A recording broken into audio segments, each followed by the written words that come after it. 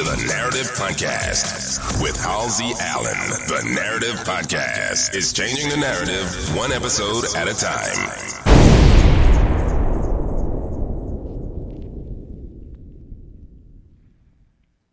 Hello. Welcome to another edition of the Narrator Podcast. The Narrator Podcast is the home for original people peace, original people reciprocity, and original people culture. And I am your host, Halsey Allen. Welcome to the Narrative Podcast. Welcome all my narrators. How's everybody doing this weekend? So yeah, another full episode of the Narrative Podcast coming at you on this fine Saturday. As like I always broadcast every single weekend. So all my narrators are my target listening audience, my people that listen to my podcast on a regular basis. They already know, how my format is compiled and what type of content they're going to be in store for today. But for the new listeners, I'm going to give you a brief overview of my format before diving into the content and just, going over my format and walking you through all the nuances of my podcast, the Narrative Podcast. So, starting at the top, Tippy, the name, the Narrative Podcast. I named my podcast the Narrative Podcast because I don't like the false narrative that the media weaves about original people and original culture. I get to the original part a little bit later on in the synopsis. So what I want to do to counterbalance that is to create a platform where I'm basically highlighting our successes, playing up all our strengths, and focusing the lens on our people and our culture through a positive light, whereas the media intentionally vilifies us and, intentionally makes us appear as degenerate, low in intelligence, violent, and amoral.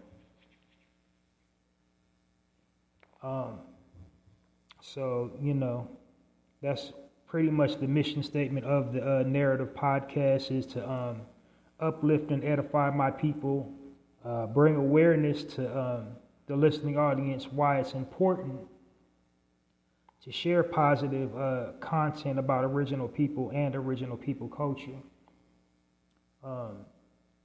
As a matter of fact, I think that's a perfect segue to my tagline, the Narrative Podcast. The Narrative Podcast, changing the narrative one episode at a time by destroying negative stereotypes about original people and original culture. How do I destroy the negative stereotypes about our people and our culture?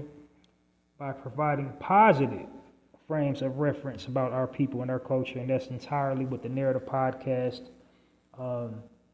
is dedicated towards doing. I'm trying to spread awareness and enlighten people, why it's important to share positive content about our people and our culture, because people outside of our culture, they only have negative frames of reference about our people and our culture. It's negative in the media, it's negative on television, it's negative in the movies, it's negative in literature, it's negative on the radio, it's negative in music. So, that's how they perceive us, that's how they react to us, that's how they respond to us. Now, it's not the nature of this podcast to seek validation from people outside of our culture, or really even enlighten people outside of our culture. This is a platform where basically I'm saying if you're going to tell our story, tell it correctly. Tell it from the right perspective, and the right perspective of who we are as a people, and what our culture is all about. It's about us being kings and queens, gods and goddesses of the universe. So, basically this podcast is designed to put some respect on our name and encourage everybody outside of our culture to do the same. So like I said, the media intentionally misrepresents our people. They primarily do it for profit, but the main reason why they do it is because they are ran by the powers that be. The powers that be have an evil, wicked agenda. And the powers that be is like the higher echelon, the elite society, aka wealthy white people. So they basically want to make themselves the superior class. They do this to all people. They want to project their superiority by making others seem beneath them in intelligence, beneath them in finances, beneath them in accomplishments, beneath them in stature, beneath them in sophistication, refinement, culture. So in order to sustain their images, they want to basically make everyone else seem degenerate. So that's their agenda. That's how they stay in power, by making everybody think they are nothing compared to them. And like I said, they do this to everybody, but they do it to our people the most because they fear our people the most. They're aware of how they came into power, and they're aware of how they acquired all their, financial wealth. And their biggest fear, the biggest reason why they do that, why they manipulate the media like that, is because they're afraid that once we, stop fighting amongst each other and stop,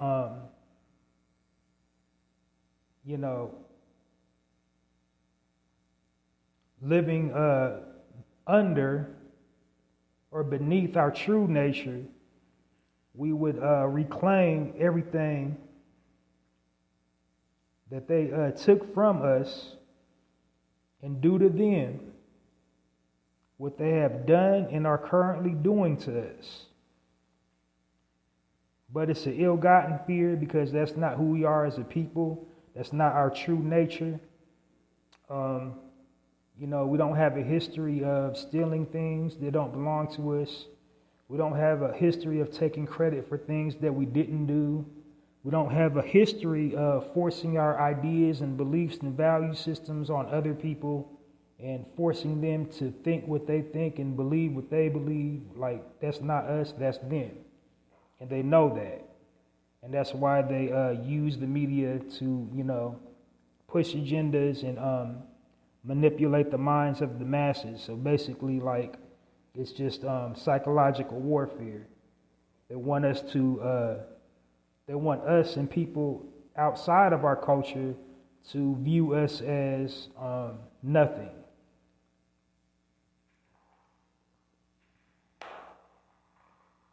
And unfortunately, it's kind of sort of been working. Like, our people, we have no allies, none. We catch heat from all sides.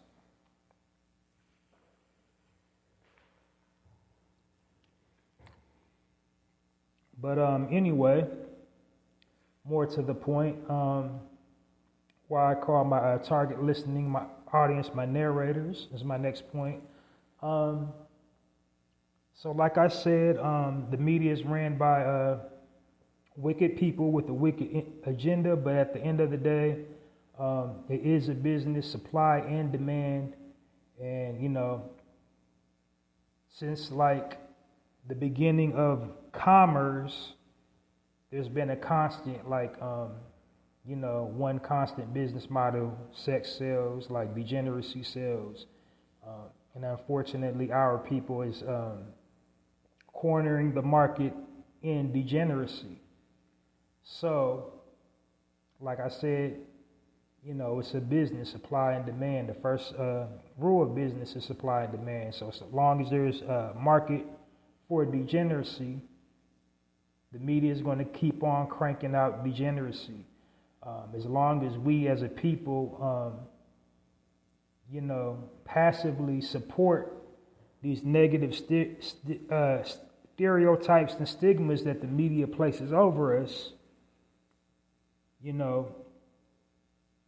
just like passively supporting that by regurgitating it online, regurgitating gang culture, regurgitating gun culture, violence culture, pimp culture, whore culture, all these negative stereotypes and stigmas that, is weaved about our people. We just kind of blindly not realize what we're doing when we share all that content back online. We're just like passively supporting these negative stereotypes. So, but, we're living in a different time. We're living in the digital era. People associate you as a person by what you're posting online. Your digital footprint is your identity in this age that we're living in. So not only that, that's how these Fortune 500 companies collect the data they need to create products. And like I said, the biggest product out right now is degeneracy.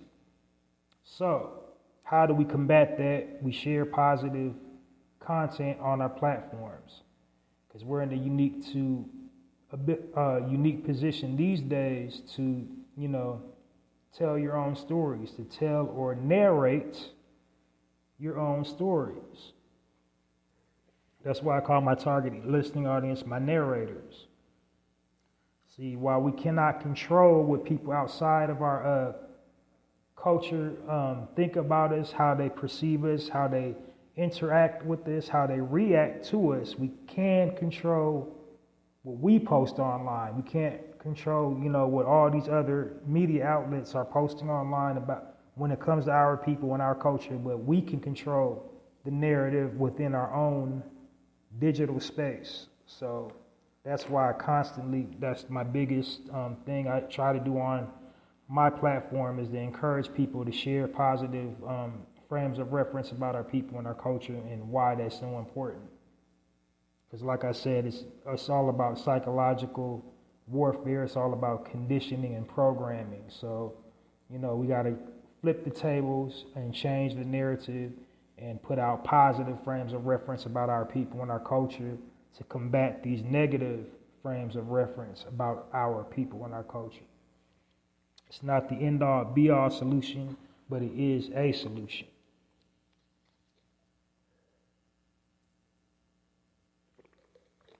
Next order of business, why I refer to our people as original people. I refer to our people as original people on my platform because I feel like, or I know for a fact, it's an historically accurate term to describe our people. We were and are the original man and woman of this planet. There's not one corner of the globe where wasn't indigenously, aboriginally located. We existed everywhere. Our existence on this planet predates all religious tract, all logs, all calendars, all memoirs, anything that's used to record time or events, like who was here before that. And contrary to all unpopular belief, the false narrative that they keep on trying to spin about our people, we did not evolve from monkeys. We wasn't covered in fur, living in caves, using primitive weapons and primitive tools. We was always, from the inception of this planet, a highly civilized, advanced people.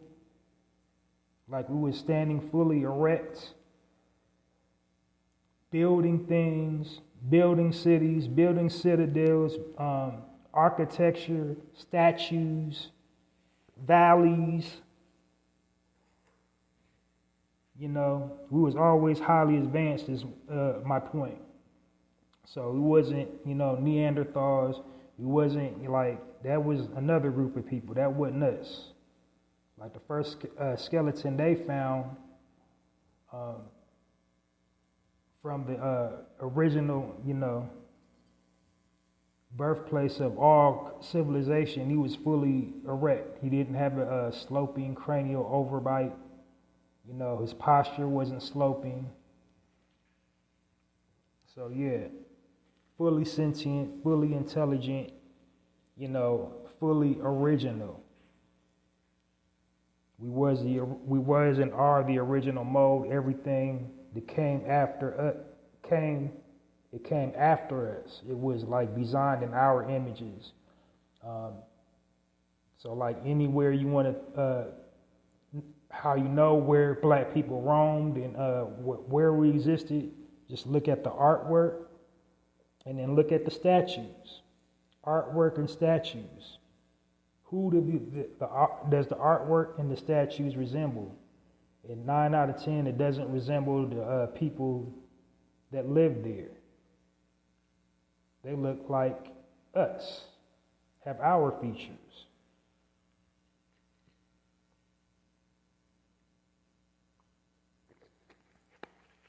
Paintings, you know what I mean?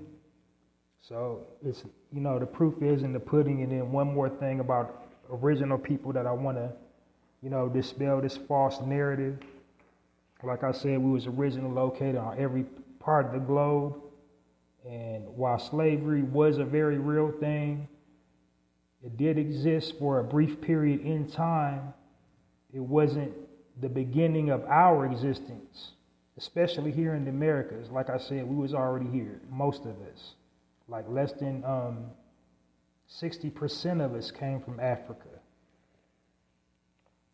And it's not that we're ashamed, like, it's just a fact. We're not ashamed that we didn't come from Africa. It's just facts.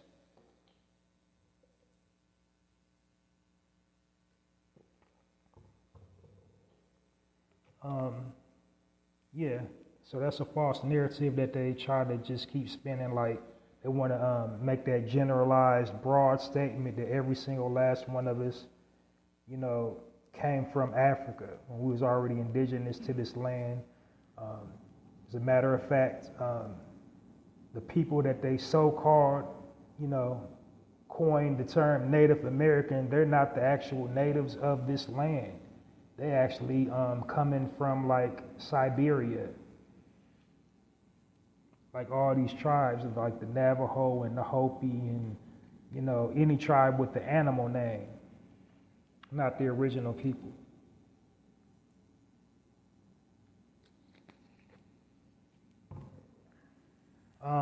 But another reason why I refer to our people as original people on my platform is because it's an all-inclusive term.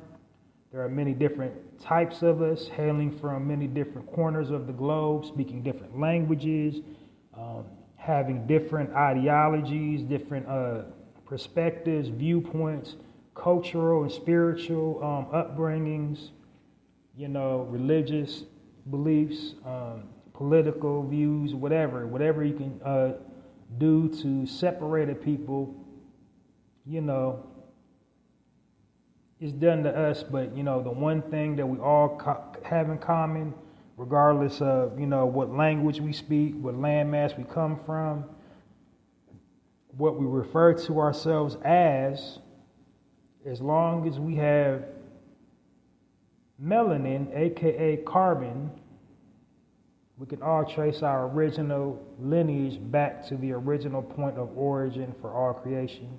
And we can argue and debate about where the original point for all creation really was at another time, because some people say it was Africa, some people say it was right here, but, you know, that's another debate for another time. But that's why I refer to our people as original people on my platform, the Narrator podcast.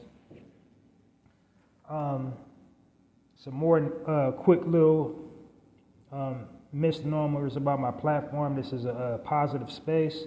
I don't engage in any negative gossip, mudslinging. I don't want to engage in anything to harm our people's reputation any worse than it's already been harmed. This platform is just inspired to just uplift and edify our people, celebrate our accomplishments, and encourage other people to, appreciate us and celebrate our accomplishments and,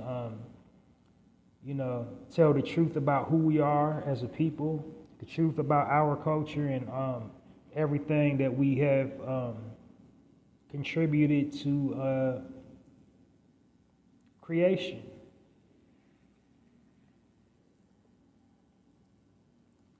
So I don't promote gossip.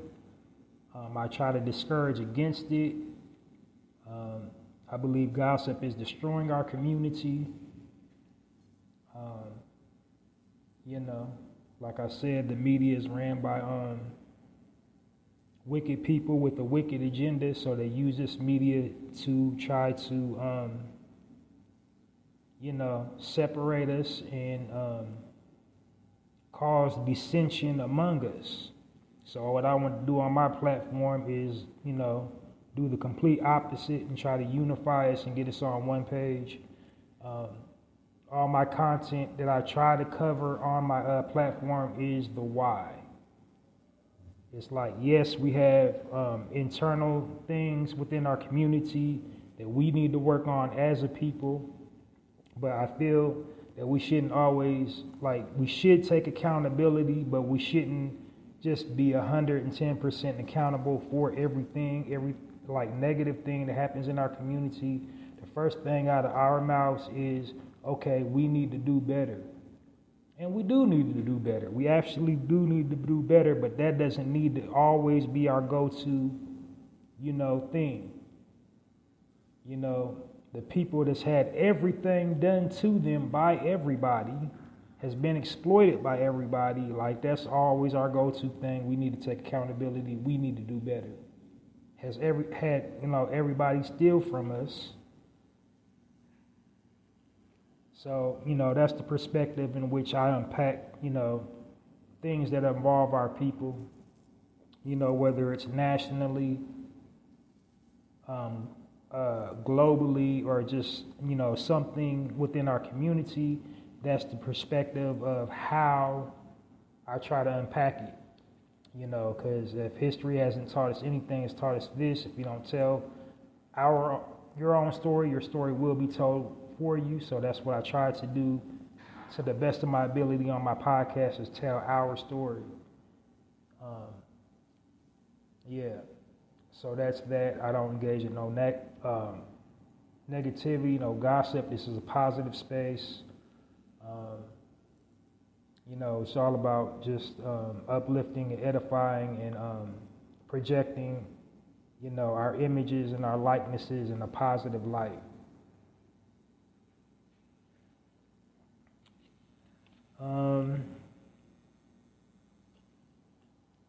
I think I covered everything, and if I missed anything, I'm over 300 episodes in, so you can definitely, check out all previously recorded episodes of the Narrator podcast.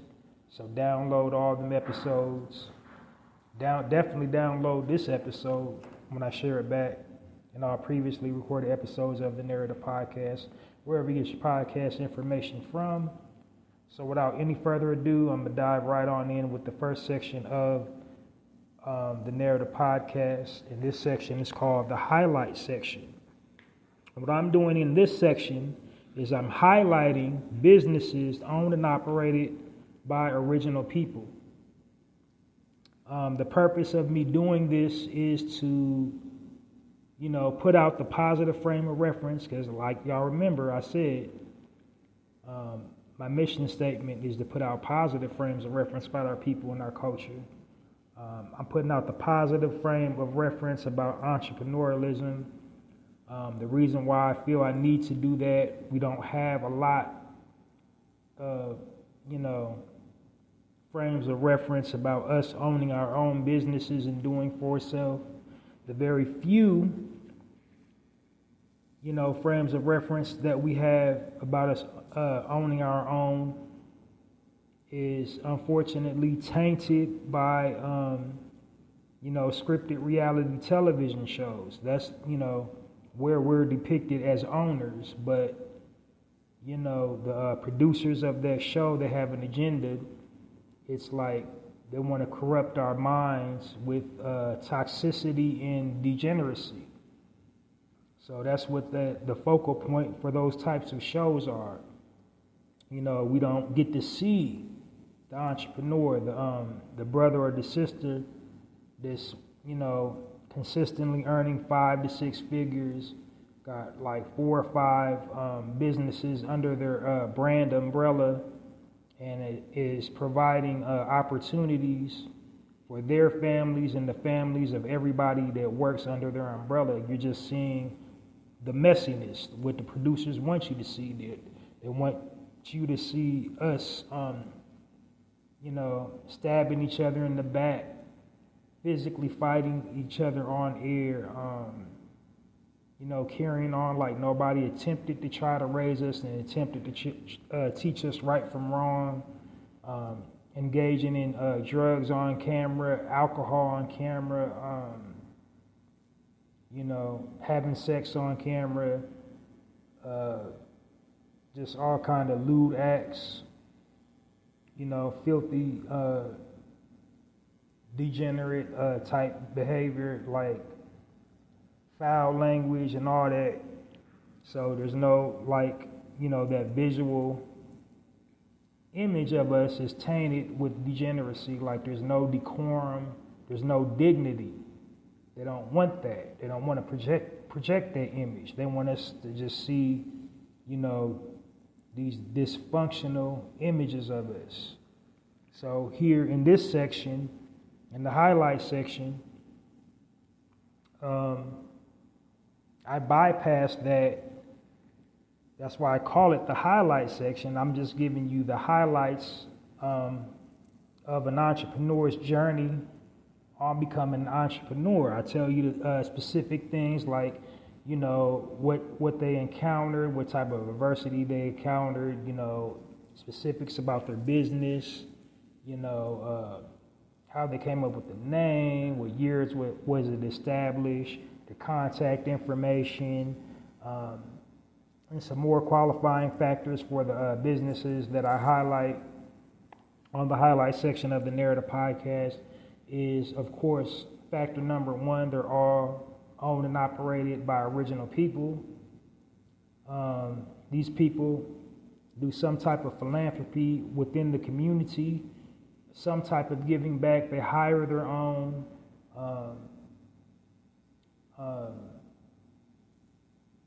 They also participate in some type of community activism or community outreach for the community that they're located in, such as maybe doing things for the youth, the elderly, the homeless, disenfranchised, the hungry, feeding people, definitely hiring their own,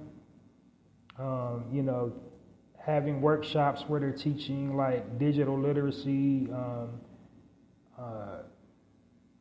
getting a job, starting your own business, financial literacy, things of that nature. And then the last qualifying factor is they align up with my theme, and my themes are the seasons of the seasons of the year, summer, spring, fall, winter.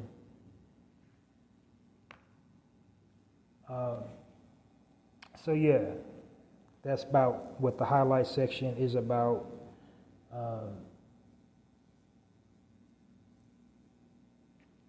So without any further ado, it is this month is kind of slippery, because it's still kind of winter and then kind of not.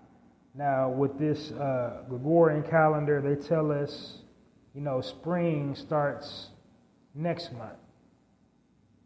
but it's still kind of winter and it's still kind of not. Like the weather's warming up, so I was conflicted about a product, and whenever I'm conflicted about a product to share, for the listeners to check out, I just kind of I take my phone out and say, what is the national day today?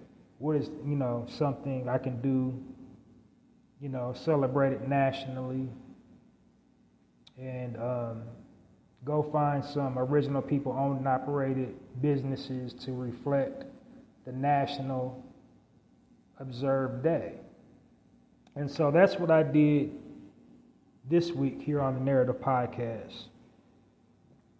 So in observance to the National Day Pickle Time Week, yes, it's an actual thing, Pickle Time Week, all things pickled.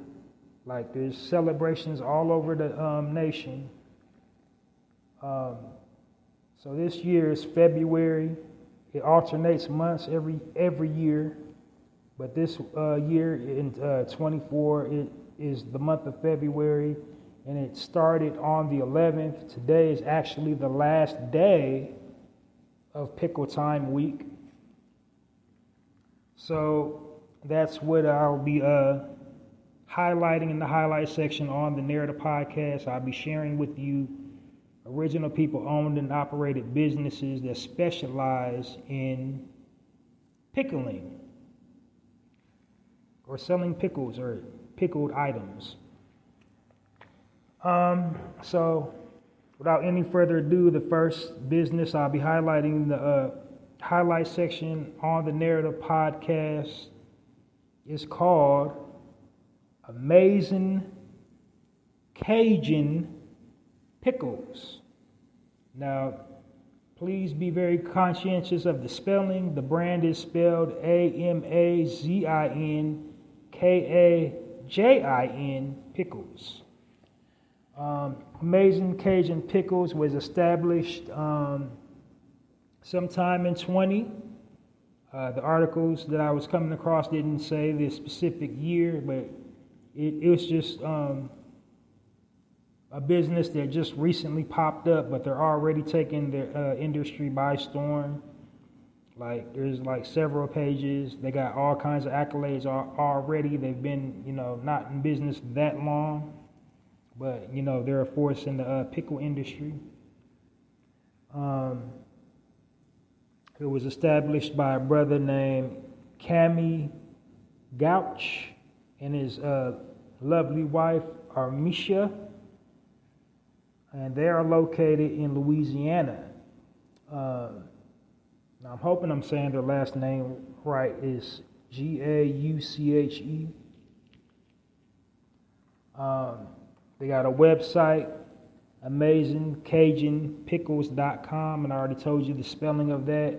They got a physical location, 1103, Barretine Avenue, Houma, Louisiana, 70360.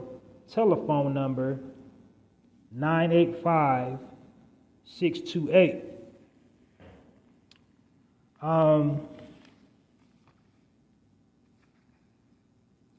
Their story is like real brief and to the point. It's not a extensively long story. So I kind of did glaze over another point about my podcast. I try not to exceed 1 hour when I'm broadcasting.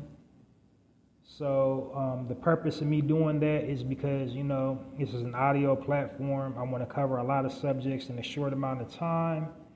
And basically, I don't want to bore my listening audience to sleep. I want you attentive and following the content and, engaging the knowledge that I'm sharing. And, I can't do that if I'm droning on and on and on. So that's why I try not to exceed an hour, and that's why I've broken my podcast up into sections. I just forgot that little factoid when I was going over my synopsis, but yeah.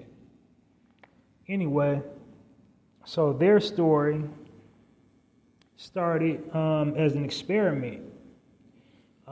They were just experimenting, brining pickles with their father's recipe.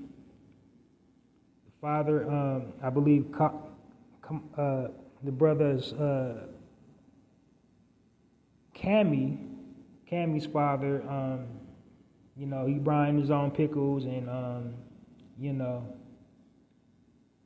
he started just brining pickles for a hobby.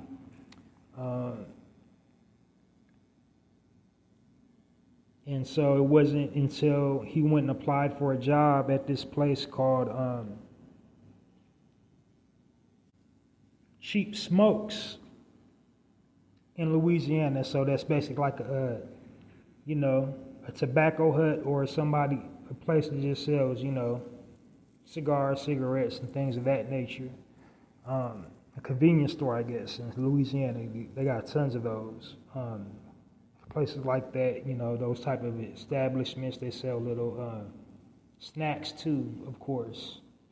Like all the little stores in Louisiana sell like snacks in addition to whatever other sundry that they're selling, like tobacco or, things for the house, or like if it's a gas station, they got like, freshly prepared foods, local delicacies. But anyway, getting off pudding. So he went to go apply for the job at the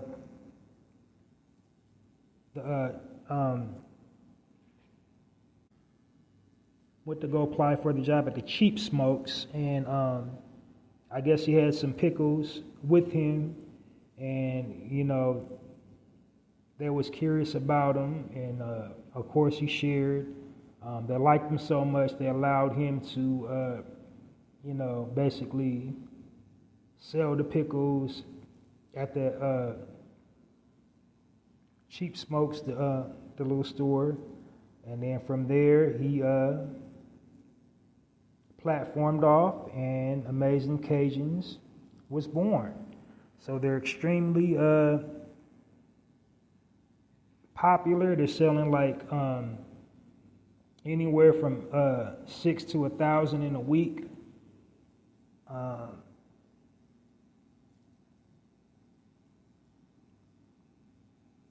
His family owned and operated, so that's the positive frame of reference about generational wealth. Of course, he's running it with his wife, husband and wife duo. They're doing for the community. The pickles themselves is, non-GMO, organic. All the pickling spices is all organic. Nothing artificial. I mean, like, pickling is artificial, but all the spices that they use is organic. They got all kinds of flavors. You can go to their website and see, what types of flavors they have. And support that brand, because they got the training wheels on now. Their business module says they support, other local area businesses, so they try to use their platform to promote other businesses as well. So when you help them, you're helping us, the small business owners. So that's what they dedicate their brand to help, to build relationship with other small business owners, to keep that independent business culture thriving in America, because it is kind of going by the wayside. What we're seeing popping up all over the country is like these big conglomerates and faceless corporations, and but that's a good way to keep the mom and pop shops open, by supporting small-owned businesses. So definitely go support Amazing Cajun Pickles. So join me in with a Warm Narrative podcast round of applause for Cammy and Armisha's Amazing Cajun Pickles in Houma, Louisiana.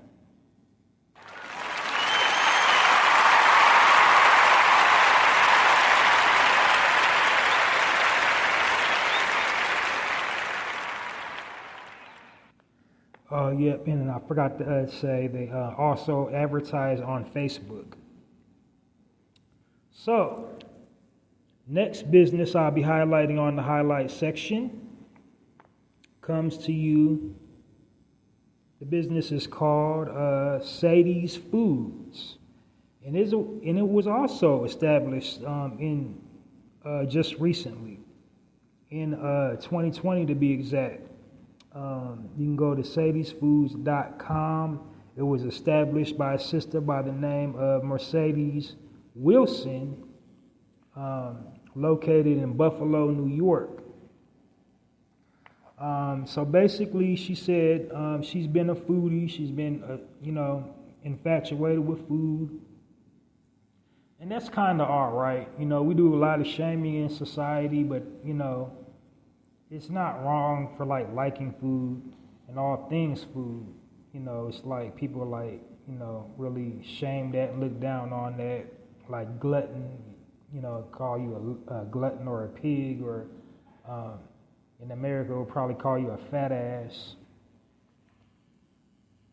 But nothing wrong with that, pursuing your passion. It could be a lucrative career if you do it right. I mean, just look at people on the YouTube. They got those successful food channels. What's the guy's name? Dame Drops. Who's another guy? Mr. Lee Food Review. I think that's his name.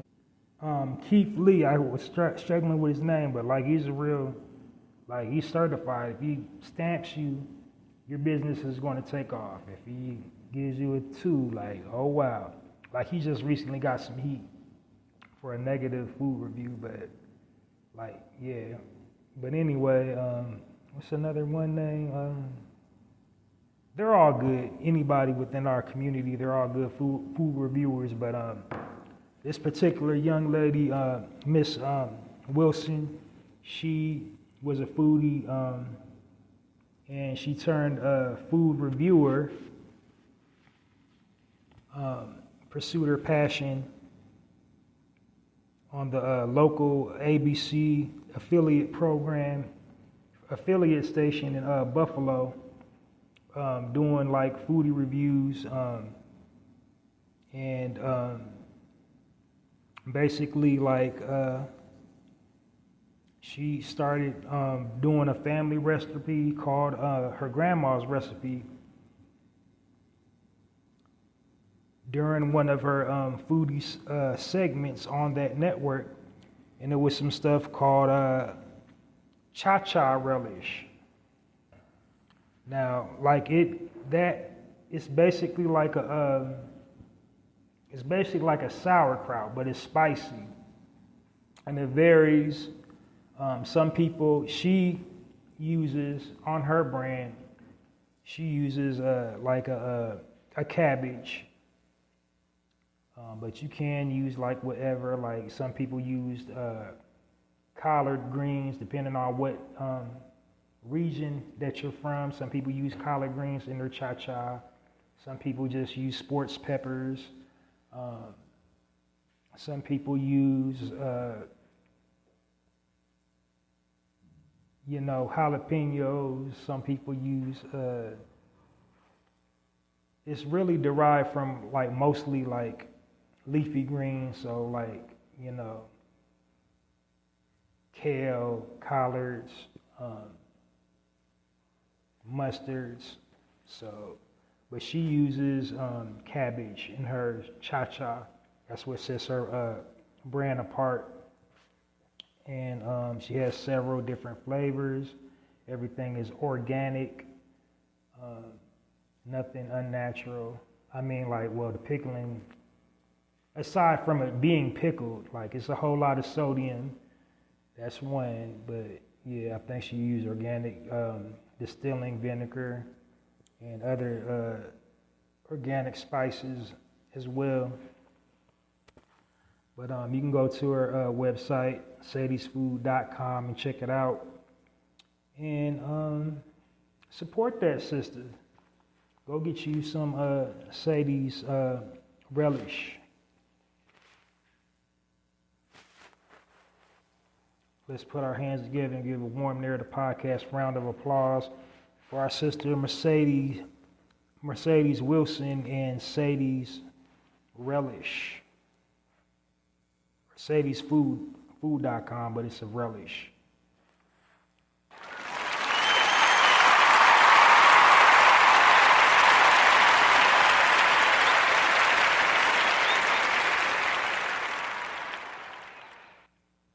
And last but not least, this story, I guess I saved the best for last. This is like super motivational. This is a restaurateur that pivoted into the pickle industry. She was already running a full-scale soul food restaurant in Lancaster, California, that specialized in seafood gumbo. She later on added pickles to expand her line. And it was established not too long ago in 22 by a sister named by Lynette Baker. It's ran alongside her daughter, Brianna, and the poster, the person that they're using to endorse the pickles, her youngest grandson, Dozer. Wasn't too much like why she decided upon pickles out of everything you can decide, but she specializes in her pickles as like infused flavors, so she does like a lot of fruit, or I guess within our community that we call them Kool-Aid pickles. But she also got some savory pickles as well, like taco spices and everything you can think of. She also does infused pineapple as well, but you know, her mainstay is the soul food and the pickles. And then the added kicker, she has a celebrity child. She is the mother of recording artist, rapper, actor, The Game. So she says she never she was so proud of him, she never wanted to, anchor something she built, use his, presence as an artist to catapult her business forwards. Like she was already doing her thing before he became a rapper, and so when he blew up, she didn't look to him to give her business even more traction. So I think she actually told him not to. So, but with all that, she still managed to dominate that industry. She's dominating the pickle industry too. She's her pickles are highly acclaimed, locally getting recognized, all kinds of awards and everything. So join me in giving Sister Lynette Baker a warm Narrative Podcast round of applause for her pickle brand. Oh, I forgot to tell you the name of the pickle brand. The pickle brand is called Pickles with the Attitude. So that was already, should have been a hint, where she got the inspiration to do that. Because as you know, The Game, Compton, California, and NWA is synonymous with Compton, California. And if you ever watched the Game's documentary, his mother was an ex-gang member herself. So that's where that came from. Pickles with an Attitude.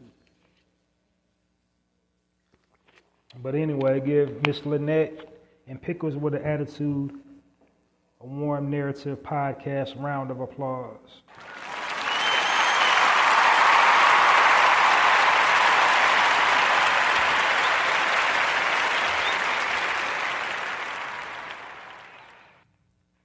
All right, moving right along. This next section is called the spotlight section. In this section, what I'm doing is I'm spotlighting prominent figures within our community that,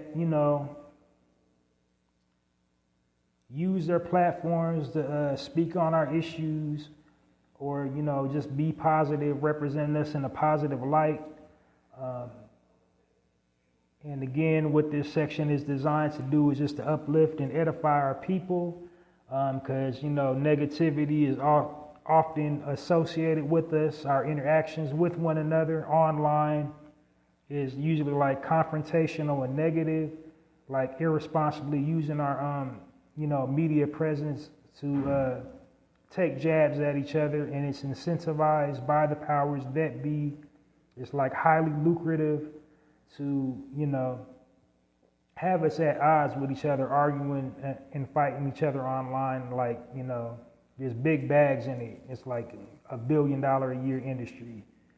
Has become like $1 billion industry for us to clap back at each other online. It, generates headlines and, just sells, media sells like YouTube, and it sells TikTok, and it, like, as people are logging in, to see one person say something bad about another person, and then the other person, they rebuttal when they go back and forth, and it's like an arduous process that only ends up hurting our people in the end.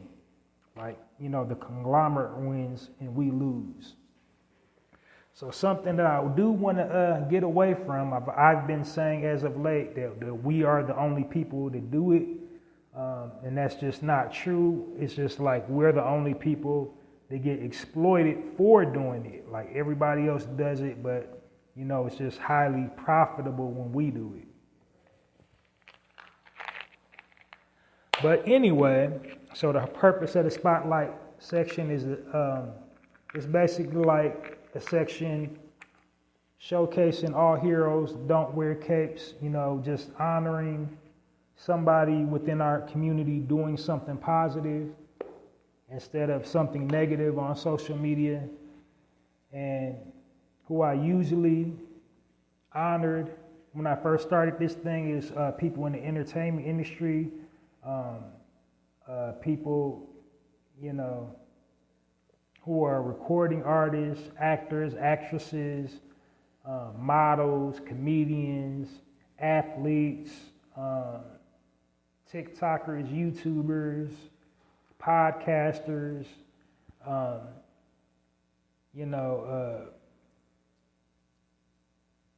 social media influencers, and religious people. Well, religious people aren't really entertainers, but but just doing positive things in the community. But as of late, I decided to kind of just pull back from that to, just spotlight regular people to break in the effort to try to break that negative stereotype that all we know how to do is entertain.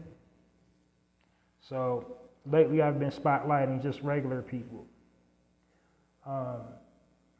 But not for nothing, I would say my efforts haven't been in vain, because I invented the craze of spotlighting, because before I added the spotlight section of my podcast, the Narrative podcast, nobody was spotlighting anybody. Now all of a sudden it's spotlight this, spotlight that. Every time, on a podcast, today's special guest will be spotlighting this person, or like if it's on a talk show, today on the spotlight, nobody was spotlighting nobody until, I did the spotlight section on my podcast, the Narrator podcast. For me, it's not really about recognition or money, because if it was that, I would have quit on episode 1. I'm just trying to bring about positivity within my, community, trying to bridge us together instead of drive us apart.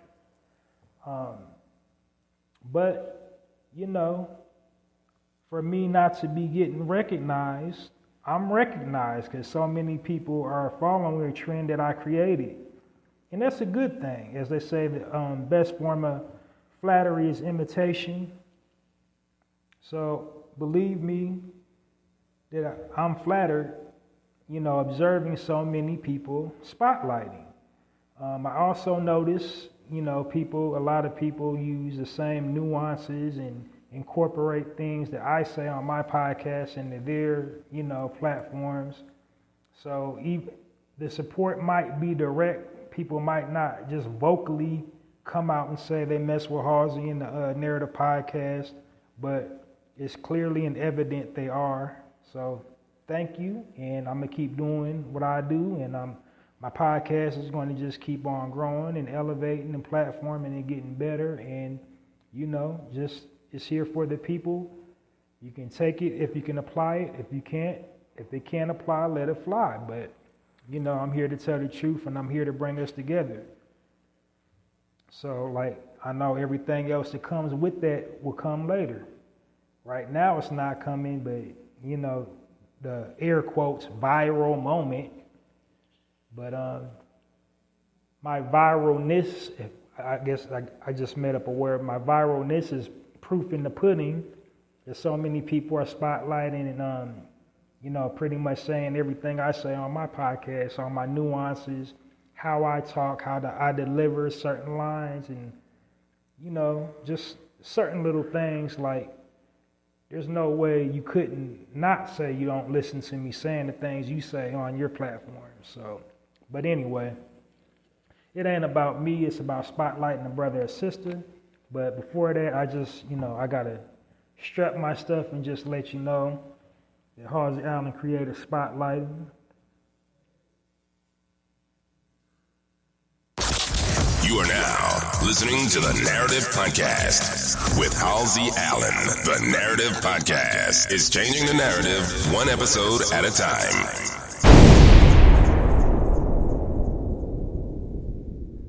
In a real way.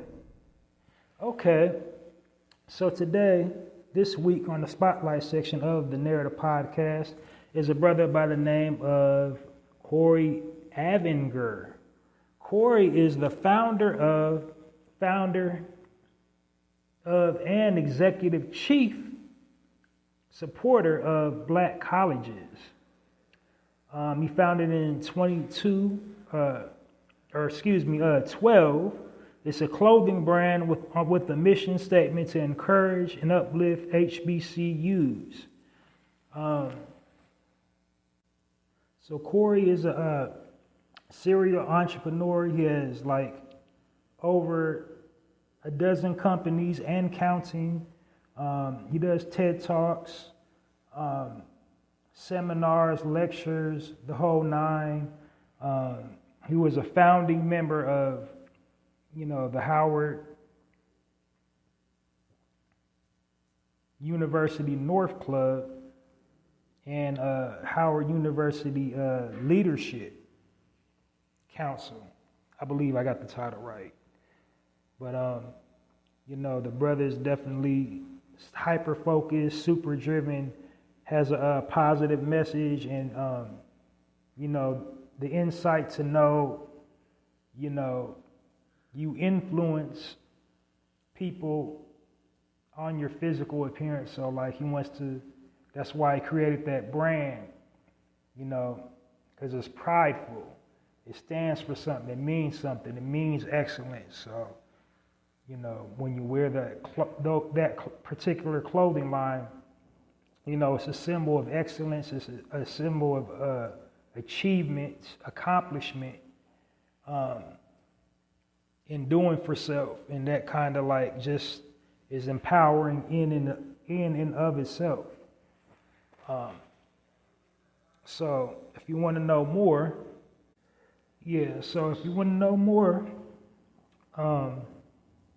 just go to supportblackcolleges.com, and then his own personal website, Corey Avinger, I said Aringer, I don't know. arvinger.com, Arvinger. And then also check out his books, the 29 Laws to a 7-Figure E-Commerce Business. And like I said, he's a serial entrepreneur, TED talker, just like involved in leadership, providing digital literacy, financial literacy, teaches people merchandising and marketing. So that young brother is definitely a force to be reckoned with, like as far as like, doing for self. Definitely check him out, and definitely deserving of the spotlight here this week on the Narrative Podcast. So let's put them together for Mr. Corey Arvinger. I still think I'm saying his last name wrong, but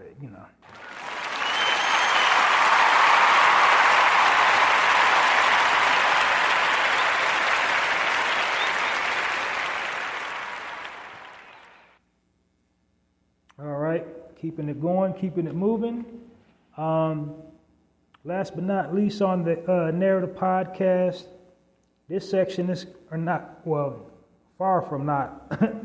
I'm far from over. I don't know why I said last but not least, but I got a couple more sections to go. This section is called the Health and Wellness section. In this section, it's just how it sounds, health and wellness. I'm giving health and wellness tips to my listeners, my targeted audience, my narrators. And my narrators is, original people. Now, here's just a disclaimer. The Narrative Podcast supports everybody. Everybody's free to listen to it. But the content, everything I discuss on here is aimed toward my people, original people, especially in this section, in the health and wellness section. What this section is designed to do is to assist my people, original people, to devise strategies to live a healthy, prosperous life, because the powers that be are, trying to destroy us mentally, physically, spiritually, financially too. But I don't give financial tips. It's just like, health and wellness, because I believe, health is wealth. But, I want to basically instruct my people how to armor up against all the areas that we're being attacked.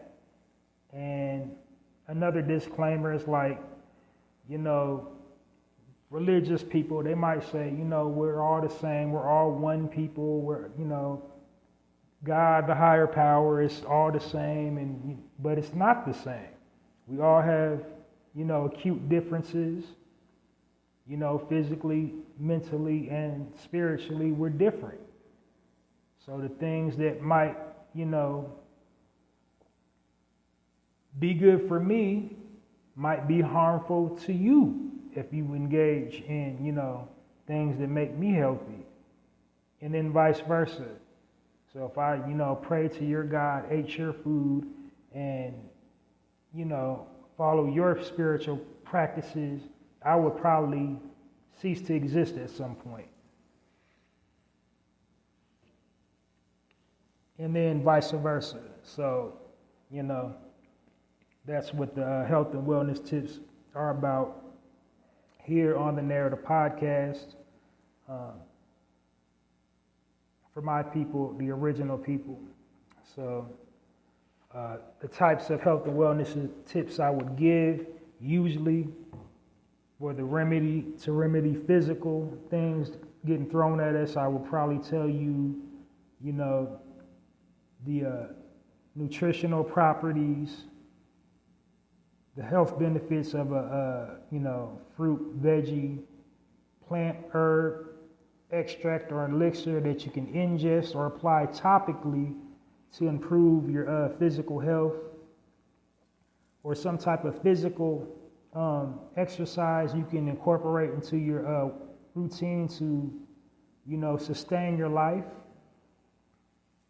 And then on the mental side, I'm talking about mental health, mental wellness, because like I said, we're all different. We all have different, mental triggers, emotional triggers and everything. So your emotions dictate your mental health as well. So I'm giving tips on how to, use to stay in good mental health, things you can do to incorporate your life to basically keep your sanity.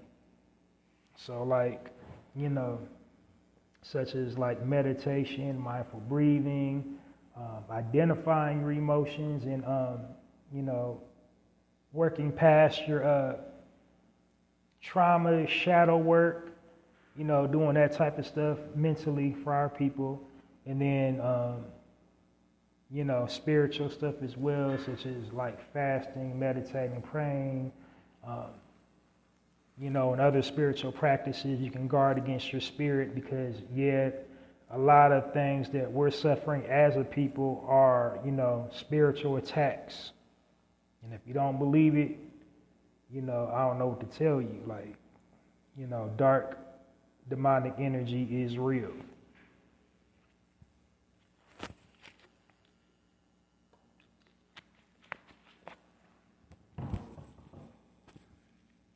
But today's health and wellness tip here on the Narrative Podcast is going to be something super simple and, kind of applicable for everybody, not just our people. This is kind of, a freebie day. Oh, and every once in a blue moon on the Narrative Podcast for my health and wellness tip, I might talk about the health benefits. Like, I might throw in something just like, law of attraction type stuff, something esoteric, divine law, quantum law,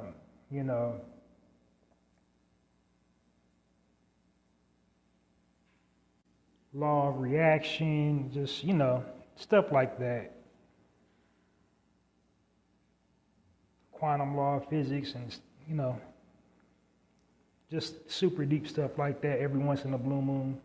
But today is just, like I said, today is it should be a common sense thing, but then I'm not really too keen on the term common sense, because if sense was common, we all would have some. But it got really to do with food hygiene, proper food hygiene. Proper food hygiene means basically proper health. So you eat hygienic foods, you'll be in a good hygiene. Your health will be good hygienically. And something, now here's where it gets cultural, because where I'm speaking to mostly my people is because we've been programmed and conditioned to believe we're poor financially, and we do things that's kind of passed down to us in order to be frugal and stretch things farther and, save money. And one of the really dangerous things that we do within our community, and I know any original person listening to this part knows I'm not lying, is not throwing food away. And that's the most dangerous thing you can do. Especially if it's fresh food from the earth, if it is moldy, if it is, has reached past its peak, freshness date, to throw it away.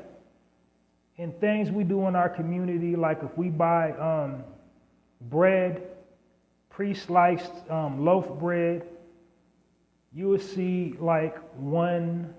maybe the bread might start getting moldy towards the front. And so what we'll do, because we've been programmed and conditioned, is just to throw the moldy pieces of bread away and then still proceed to eat the rest of the bread, thinking, well, I didn't see any mold on the rest of the bread, so the rest of the bread in the loaf is good. But that's wrong. It's a little thing called cross-contamination. So if you visibly, first of all, mold is microscopic until the air hits it. So mold particles surround us like we're breathing it in. It becomes harmful to us like when oxygen hits it, when you see the fuzziness of it, when you like actually see mold. Like that, then it's dangerous. We got some good healthy molds, like of course, like fungi, like mushrooms, that's good for you. They got all types of health benefits for you, but then you got the not so good molds, like bread, mold and active yeast, the leavening agent for bread. So you need to throw, like when non-fresh food, you need to throw that stuff away. It's also true for produce, like your apples, your oranges.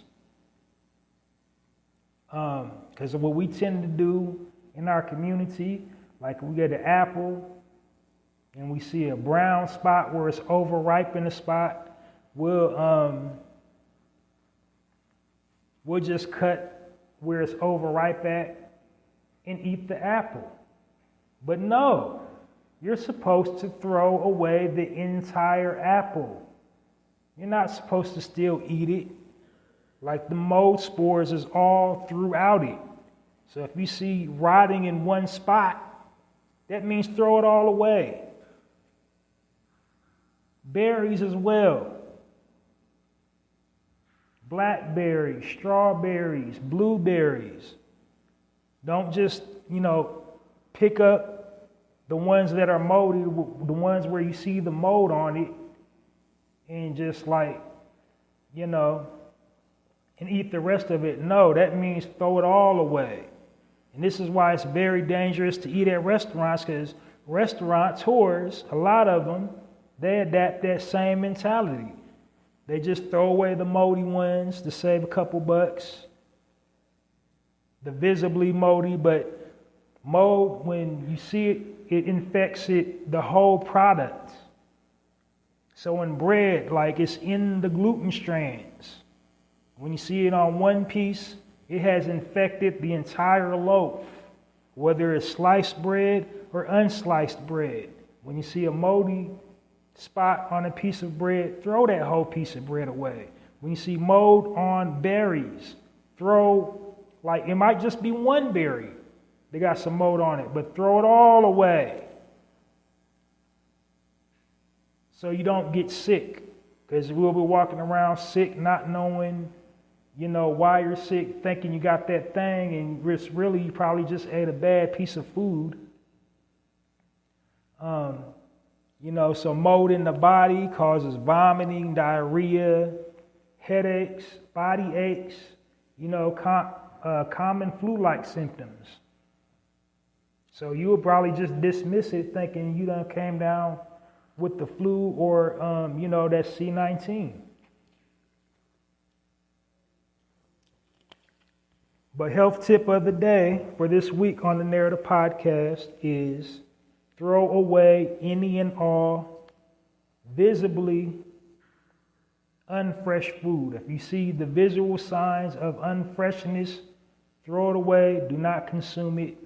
If you smell it, if it smells rancid, throw it away. Do not consume it. Don't take a 50-50 chance on your health. Throw it away.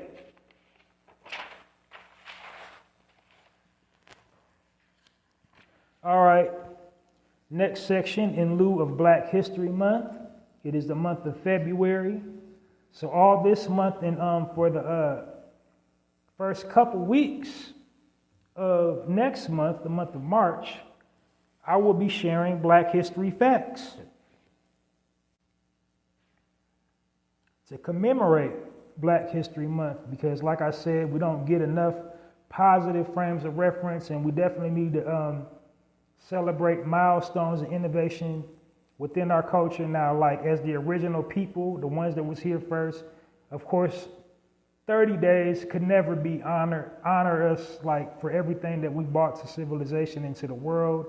especially in the United States. 28 and 29 definitely don't do it, but every little bit helps. So I'll be doing it all for the rest of this month and for the first couple weeks of next month. So today's Black History Facts. I got 2 of them for you guys.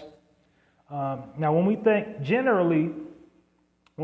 Black history, just history in general, we think something that happened a long, long time ago, 20, 30 years, 40, 50 years ago, but, innovating, leading advancements, like we're living in the now. There's like brothers and sisters that are propelling us forward, that had technologically doing things that's propelling us forward now, using this technology we have in modern day. And a pioneer for that technology that's propelling us forward in the era that we're living in now is a sister by the name of Marion Roger Croak. She was born on May 14th in 1955 in New York City. She has a bachelor's degree, sharing a bachelor's degree in tech in 1977. She has over 200 patents in technology. She's given us such inventions as voice over internet protocol, Zoom, Microsoft Teams, Google Meetings, Facebook Messenger, WhatsApp, and lives on TikTok. Like I said, she got over 200 patents, so she got even more inventions than that. She worked for Google for a decade. She started out after she graduated college in the 80s. She was working for, I believe, IBM. Yes, she was originally working for AT&T Bell Laboratories after she graduated college in 1982. She graduated Princeton. She graduated Princeton in 1977. Of course, she went into science, technology, engineering, and mathematics. I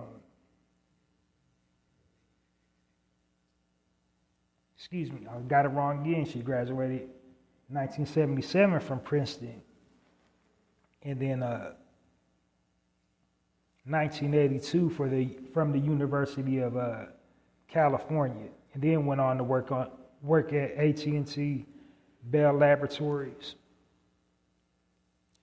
And her biggest accomplishment, she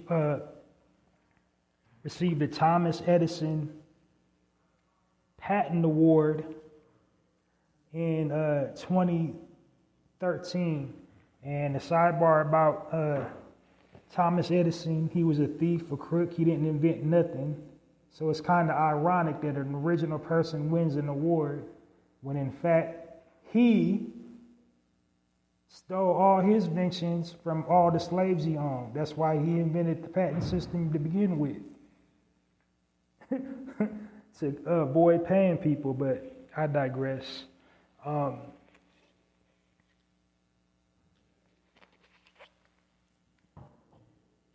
But yeah, the sister, she had over like 200 patents. She was instrumental in reuniting families in Hurricane Katrina using emerging technology that she was had in that era. So she was like behind. She was kind of behind. Remember, like when people had the Nextel and the sidekicks, the texting on the telephone, her technology was behind that. So yeah, like she devised like an Amber Alert system before Amber Alert to find victims of Katrina.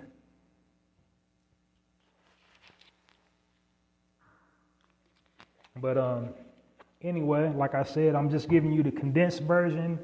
Her life is like way more, her life and achievements is way more complex than that. I'm just giving you the streamlined, condensed version to, fit into my time limit that I set for myself.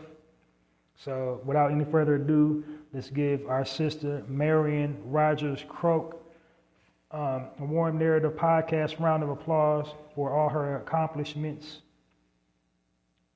in the Black History Facts section this week on the Narrative Podcast.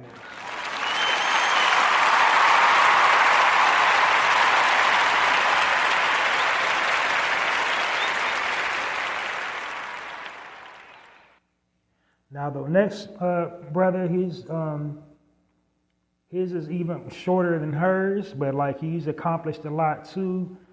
He doesn't have a lot of patents, but he has a whole lot of life accomplishments. He's an accomplished philanthropist, accomplished humanitarian, accomplished architect,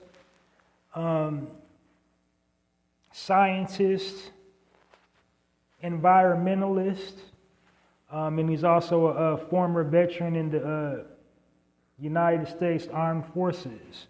And this is the inventor of a machine that can turn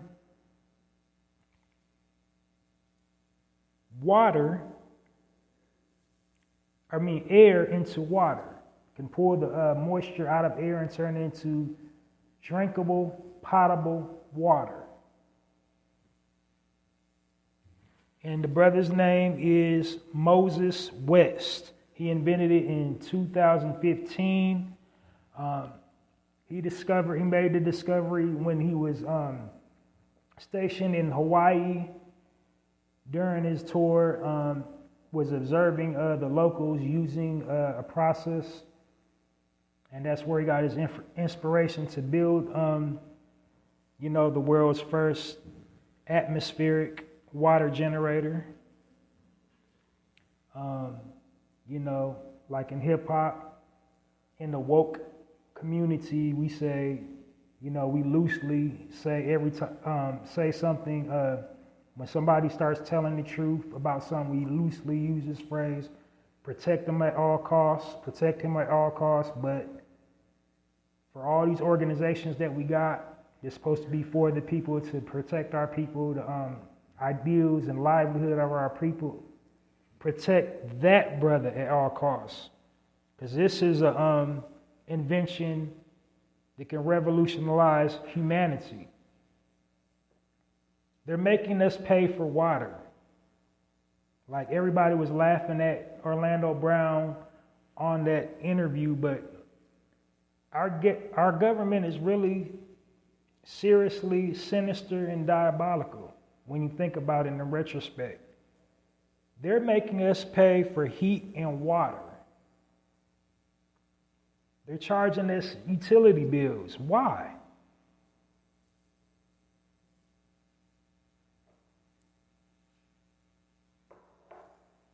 But his invention that also helped in the Flint water crisis when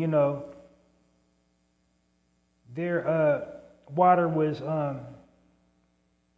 contaminated. So he delivered a whole lot of drinkable, potable water, and his machine got vandalized several times. He's had numerous attempts on his life. That he's like the nation's bad guy. He's banned on almost every social media platform you can think of.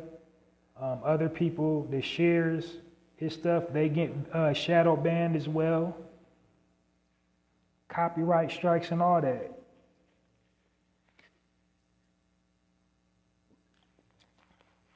But if you want to know more about him, he's also the founder of MosesWest.org. So go to MosesWest.org and check out everything he got going on, all his new endeavors and inventions. And join me in giving Brother Moses West a warm narrative round of applause for his, innovative invention that's, leading the charge for us.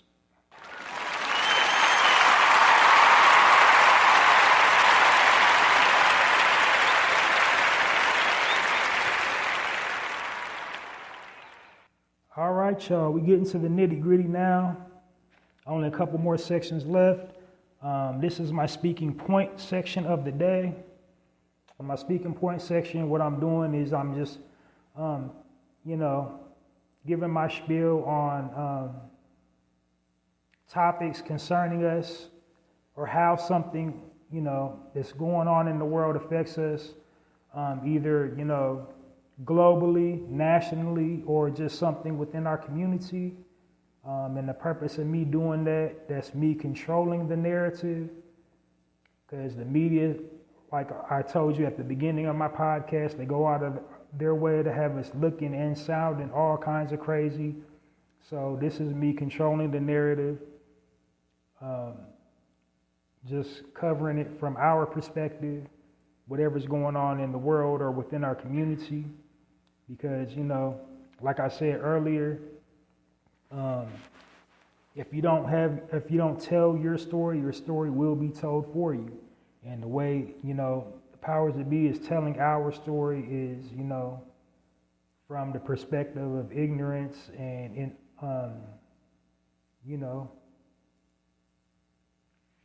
destruction, chaos, being disenfranchised, all that. So, I'm just putting whatever's going on in the world from our perspective. So, without any further ado, I'm going to dive right on into some topics that I got for today. Just super light.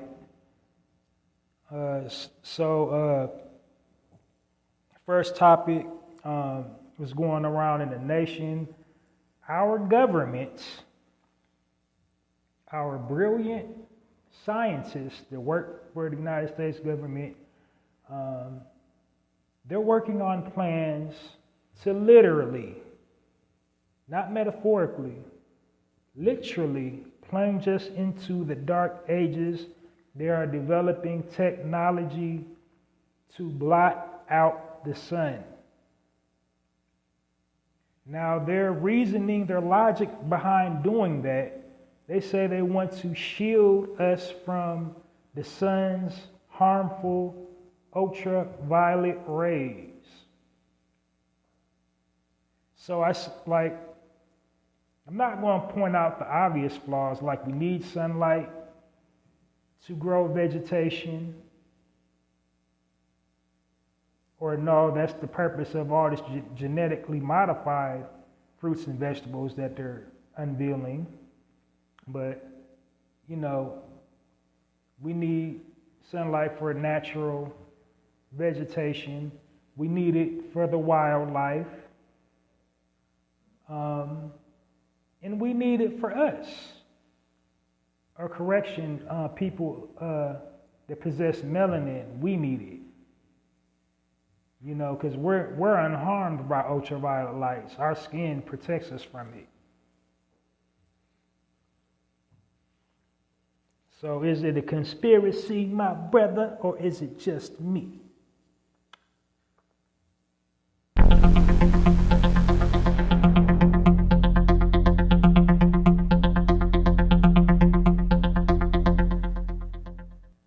Yeah, that was my conspiracy theory button.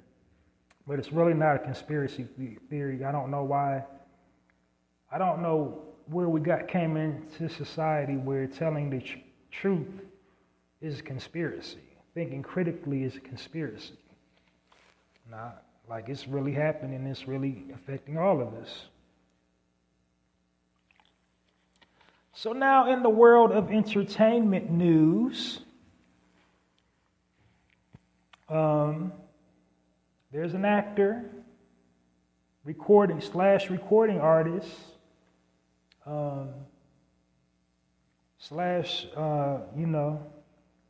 social media influencer / cultural icon whole lot of slashes. He's done a lot in his career, but he saw fit to get on a platform and call somebody from our community in a roundabout way a dog. And the person that he called a dog in a roundabout way, a female dog at that. And what is a female dog? A bitch, right? Was none other than the Queen Bee herself, Miss Beyonce Knowles. Let's get into it. The comment came from, recording artist, actor John Schneider. He was on a talk show speaking on the relevance of country music. And they was talking about people from the far left or alt left, coming into country music, trying to insert themselves into country music culture. And, basically Beyonce's name had came up. I'm not going to quote him directly, I can, but the quote, like all you got to do is just do your Googles and watch the entire interview yourself. But he kind of like in a roundabout way called Beyonce a bitch, called her a female dog,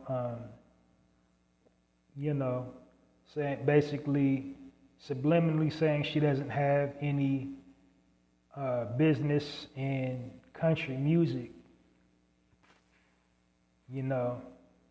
She needs to just stick to pop and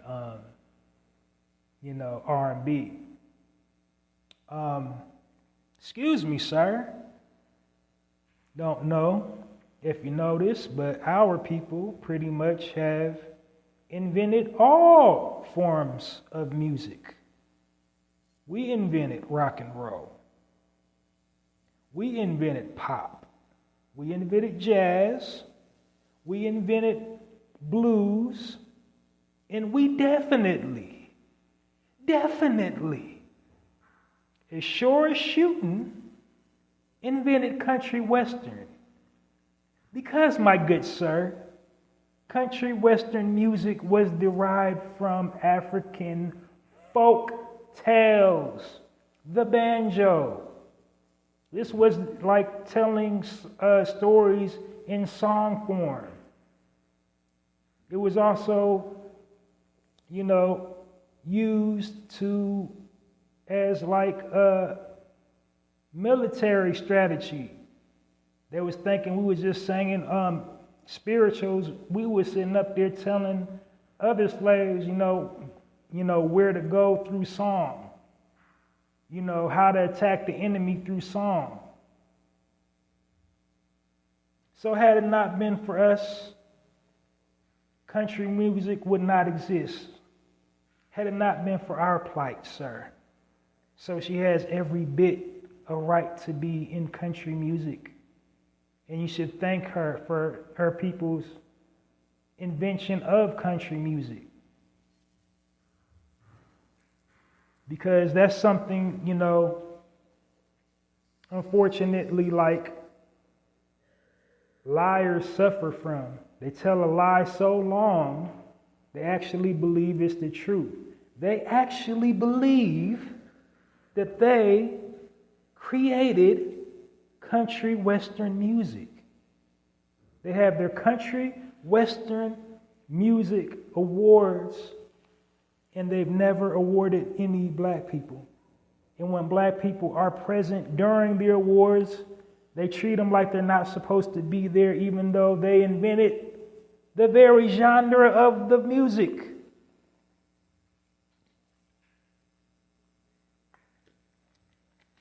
We had our Etta James, we had our Neville brothers, we had our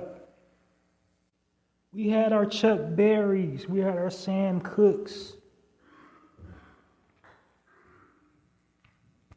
And the list goes on. I can go like all the way back to the beginning.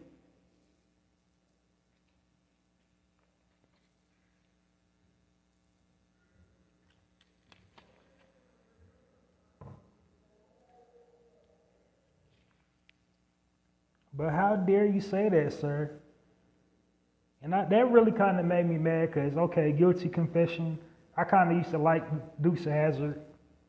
Like I didn't know no better when I was young. My older male siblings, they used to mess with me because I used to like the Dukes of Hazzard. Like I had no idea. My uncles would get mad too watching it because they was all militant, fresh out the joint. Like, what y'all got my nephew watching this? Oh, you know, I ain't gonna say what they said, but you know, they didn't want me watching that. But you know, like I don't know how I didn't pick up. Well, I guess because I wasn't old enough. Like all the trail of breadcrumbs, like the car with the Confederate flag on it. The fact wasn't no brothers in that show. And the only brothers that was in the show was like vilified, like villains, like they was there trying to do some harm in the town or do some harm to them. But anyway though. He definitely, like, he's out of pocket for that.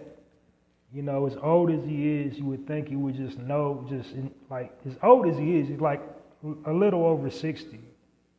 So, to say something that ignorant.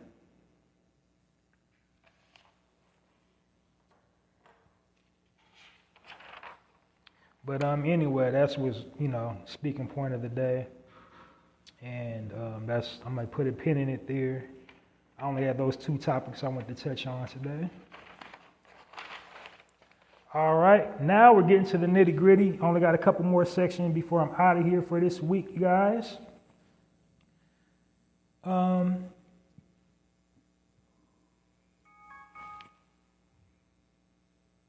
Going on, my last section of the Narrative Podcast is the final, well, not my last section. I got a couple more sections, but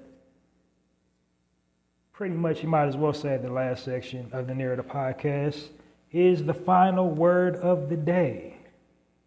Now, the final word of the day is just basically like something, a wise word, a wise sentiment, something to make you just ponder, something philosophical,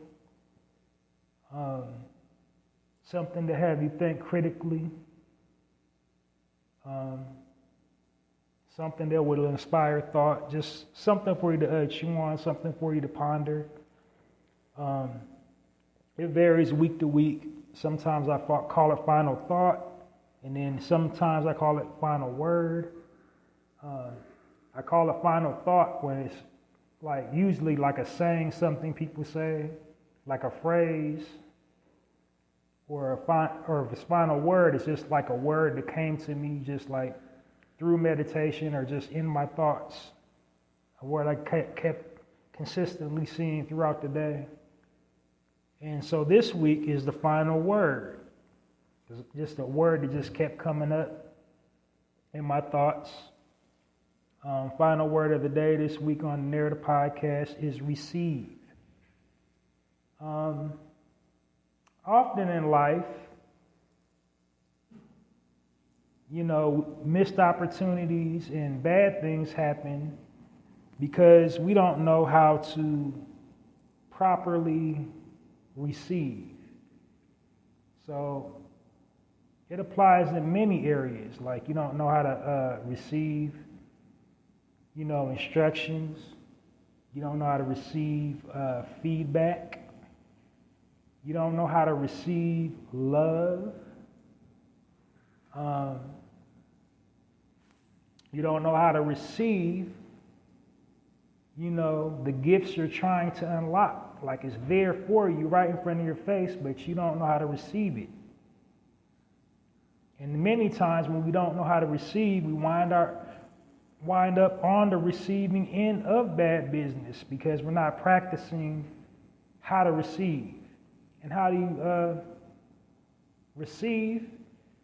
A good way to practice receiving is being, you know, reciprocating, giving back. But the best way is just being cognitive and attentive. That's how you receive. And doing nothing at all. Sometimes you don't have to clap back and say something back. Just let them say whatever they say and receive that message, because you're not picking up what they're putting down, because you're trying to say something back.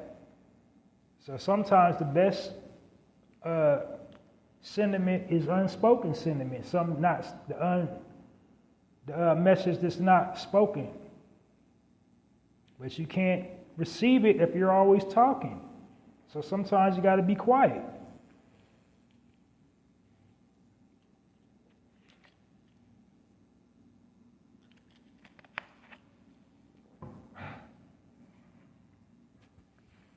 So, there's tons of messages out there in life, whatever you're trying to do, but you just have to keep your mind open, your mouth shut, and your eyes open, and you will receive. So that's been the final word of the week here on the Narrator Podcast. Receive. And on that note, I'm hoping you guys will receive me next weekend for another full episode of the Narrator Podcast. Make sure to download this episode and all previously recorded episodes of the Narrator Podcast, wherever you get your podcast information from. Next order of business, this section is called my promo section. In this section, what I'm doing is I'm extending an offer to business owners to reach out to me, Halsey Allen, at my personal email for the Narrator Podcast to promote whatever you want to promote for absolutely free. I promote it for you on my platform for absolutely free. All you got to do is reach out to me at passionwebmail@poeticpassion.host. In the subject bar, type promo, body of the email. Tell me everything you want me to know about your business, product, or service, or whatever you need or would like promoted. I promote it for you 110% for free, not charging you anything. And the reason why I'm doing that is to do my part to help circulate the original people dollar within the original people community. Because while we are due reparations, it's up to us to support one another.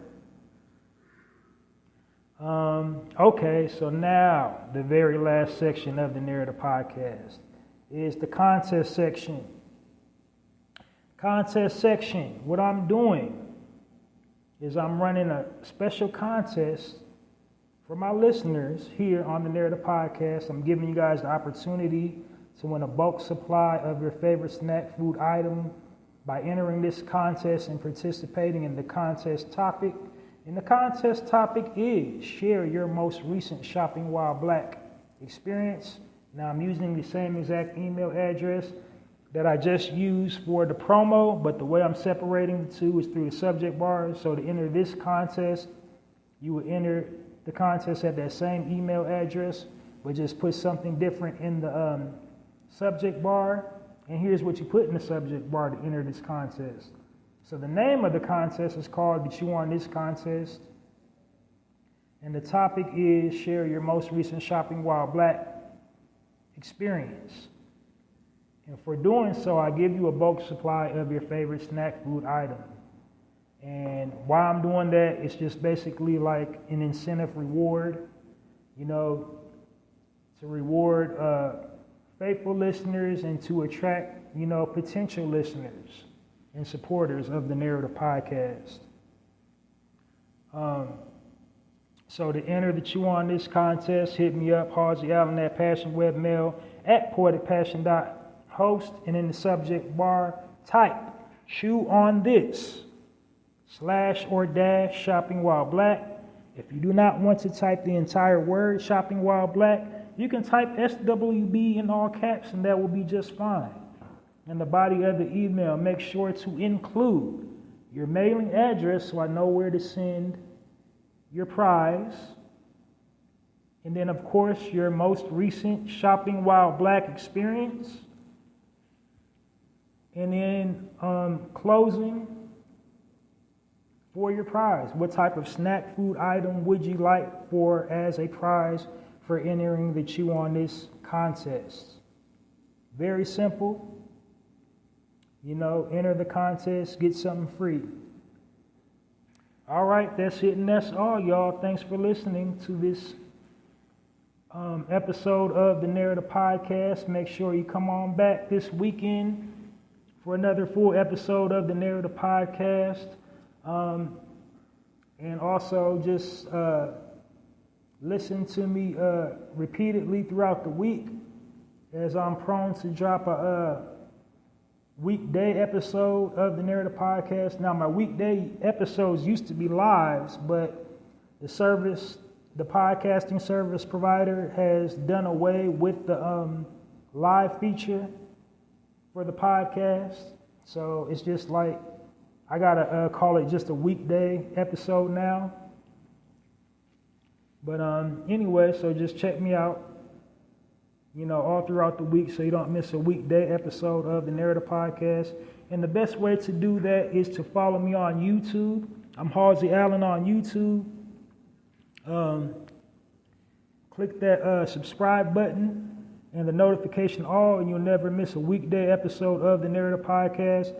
And then also on X, formerly of Twitter, because after I finish recording, it loads automatically up to both platforms, to YouTube and Twitter, and then I have to manually share them on all other platforms. But like right after I'm done broadcasting, they load automatically up to YouTube and X. But I'm everywhere though. So yeah, keep your ear out during the weekday for a weekday episode of the Narrator Podcast, and join me this weekend for a full episode of the Narrator Podcast. Download this episode and all previously recorded episodes of the Narrator Podcast. I've also written a book of poetry titled The Black Card. The Black Card is available on poetizer.com. They have a virtual online library. So go purchase my book, and the title is The Black Card. And The Black Card is basically like a 30-page book of poetry. It's an all-comprehensive look at us as a people. It's an all-encompassing look at our entire culture, our people and our entire culture. The positive, the negative, the pain, the joy, like everything that comes along with being who we are, original people, aka black. But do yourself a tremendous treat. Go and purchase it today. It'll make a good coffee table read, travel book, relax book. But go check it out. The Black Card, available in the Poetizer bookstore on poetizer.com. Purchase your copy of the Black Card today, or get your Black Card revoked. And then I also got a poetry blog on blogger.com called hallziespoetrycorner. The address is www.mrhallziesblogs.com, and what that is just a collection of my personal poetry that I spontaneously write in the moment. I don't contemplate anything that I'm going to write about. It's just like from my mind to whatever apparatus I'm in front of, whether it's, my device or, a computer, whatever. And I post it to my blog and share it. Like the poems are so precise and intricate, you would think that I pre-wrote it or I drafted it before, but I didn't. It's just like,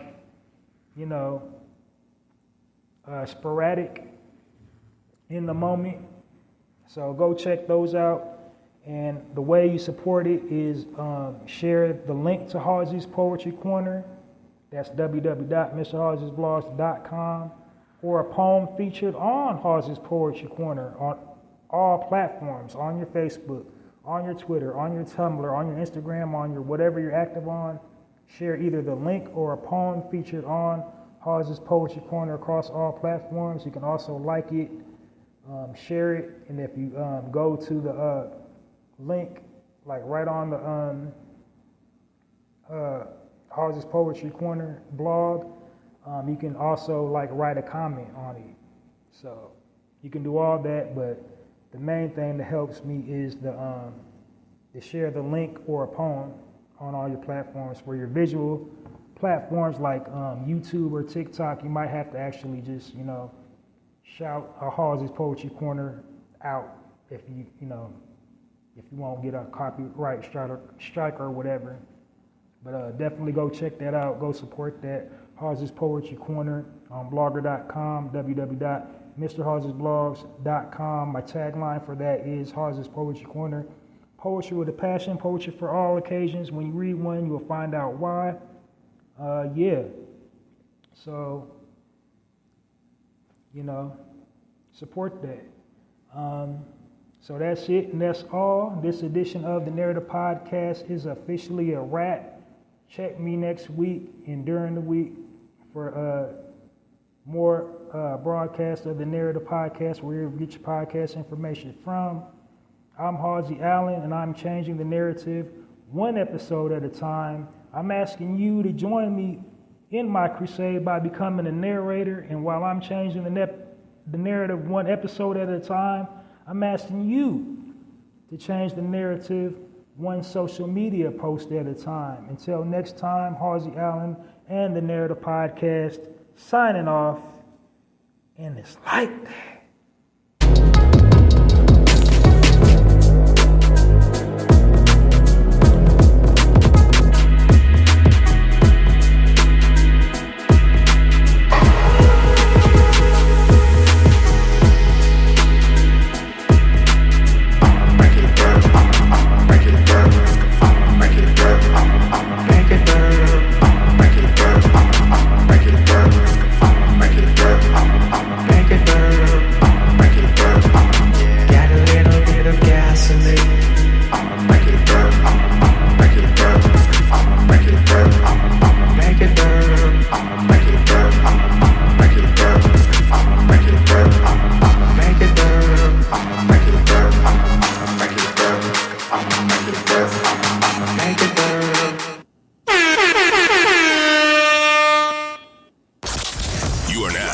Listening to the Narrative Podcast with Halsey Allen. The Narrative Podcast is changing the narrative one episode at a time.